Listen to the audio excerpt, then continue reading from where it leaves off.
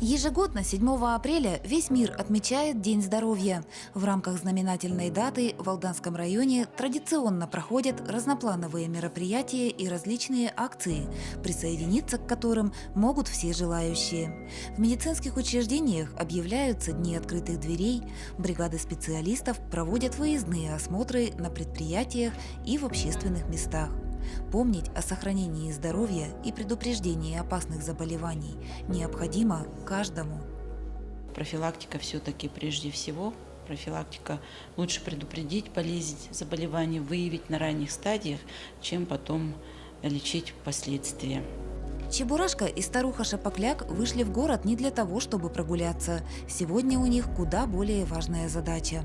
Алданцам друзья раздают буклеты и памятки о том, что включает понятие здорового образа жизни. Заодно мультипликационные герои приглашают жителей пройти осмотр в передвижном медицинском диагностическом комплексе. КАМАЗ расположился поблизости. Все равно удобнее, просто хочу сдать анализ хотя бы. А попасть в поликлинику, особенно терапевта, у нас достаточно сложно. Это заранее записываться надо, то все, там попадешь, не попадешь. А тут думаю, ладно, пойду да схожу. В клинике на колесах алданцам предлагалось пройти комплексное обследование, сдать анализы и получить консультацию врача-терапевта. Женщины имели возможность сдать мазок на онкоцитологию. Люди идут активно, делаем ЭКГ, кровь, биохимия общий, мазочки по-женски и заключение – это терапевт. Сейчас они приходят к нам на первичный прием, так скажем, но мы приглашаем на повторный, потому что анализы, все это будет потом. И дополнительные методы обследования, конечно, можем выписать уже непосредственно у себя в кабинете. Бригады Алданской ЦРБ регулярно выезжают как на предприятия и в общественные места, так и в отдаленные поселки района.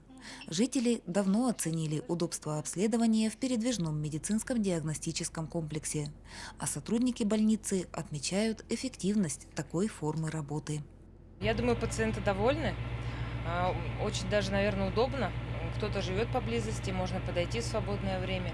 Для нас мы всегда готовы идти навстречу нашим пациентам, ждем с нетерпением, проводим выездную такую, можно сказать, выездное обследование. Население не всегда может прийти в поликлинике, не всегда имеет желание прийти. Некоторые из-за своего какого-то страха, некоторым не хватает времени, по разным причинам. А здесь выезда на рабочее место, на площади, в принципе, народ доволен. И они уже ждут этих мероприятий, спрашивают и обращаются. С каждым годом все шире мы охватываем наше население. Выездные обследования дают людям возможность практически без отрыва от повседневных дел проверить состояние здоровья и получить ответы на все вопросы.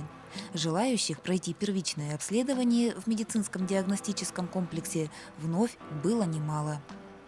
Я довольна, без очереди, не ходить, не стоять за талончиком. Пришел, лег, разделся, встал, пошел следом, и все в порядке. Да, мне сейчас удобно, потому что в поликлиниках у меня времени там целый день сидеть, бегать некогда, потому что я работаю.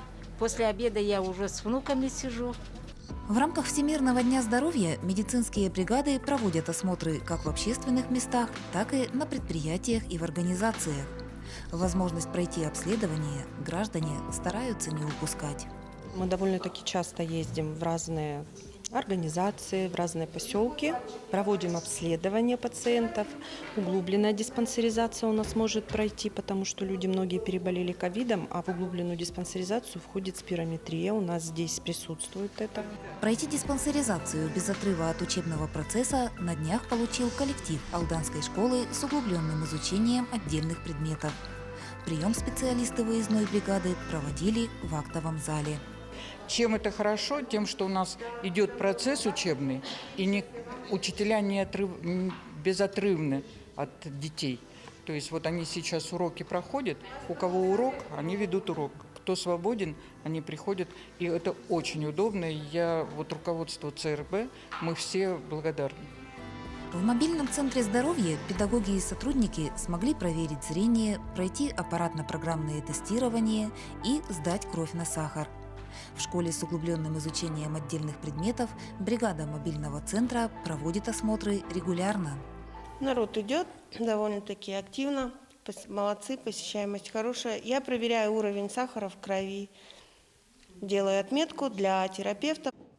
Результаты аппаратно-программного тестирования были готовы спустя несколько минут, после чего пациенты направлялись на консультацию к врачу-терапевту.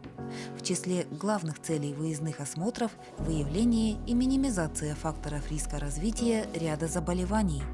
В беседах с пациентами медработники уделяют особое внимание пропаганде здорового образа жизни. Профилактические беседы проводят о вреде курения, о том, что нужно двигаться, какие мероприятия нужно принимать, что обязательно нужно проходить ежегодно диспансеризацию, профилактические осмотры. Выездные обследования составляют лишь часть мероприятий, приуроченных ко Всемирному дню здоровья. В больнице поселка Нижний Куранах в ключе важной даты прошли необычные занятия по методикам арт-терапии. Специалисты работали с детьми и со взрослыми, имеющими различные ограничения по здоровью. Разместить стрелки на циферблате для обозначения заданного времени, расположить числа в обратном порядке, запомнить набор слов.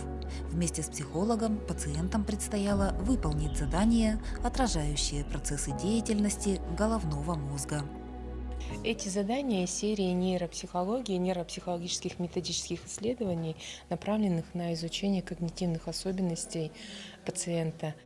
Экспресс-методика наглядно показывает нарушения, требующие коррекции.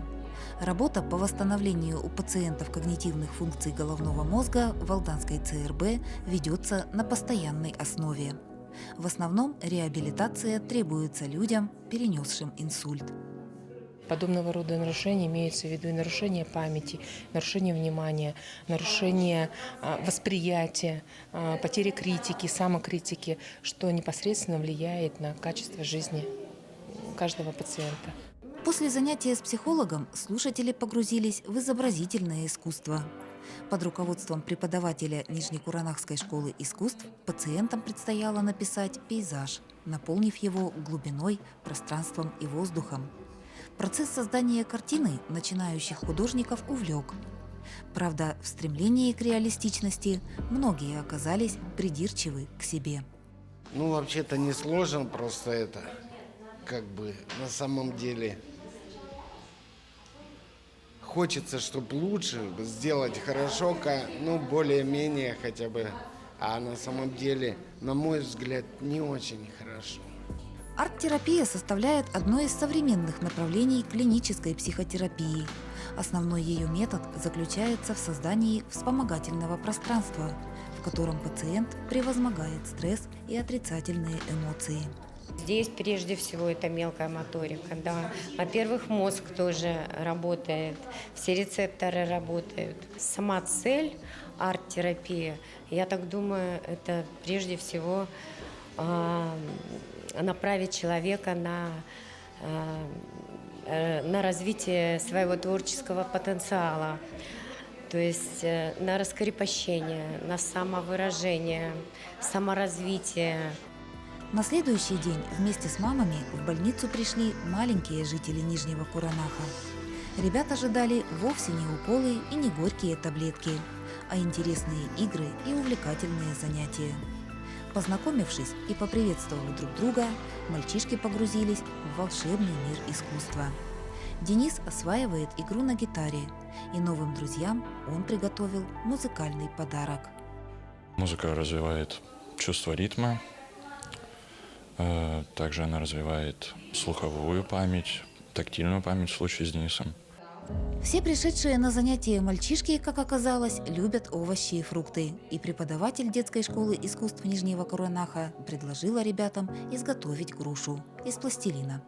Думаю, очень всем детям понравилось, потому что лепка вообще является одной из важных коррекционных методик, где развивается не только моторика, но и сенсорная чувствительность.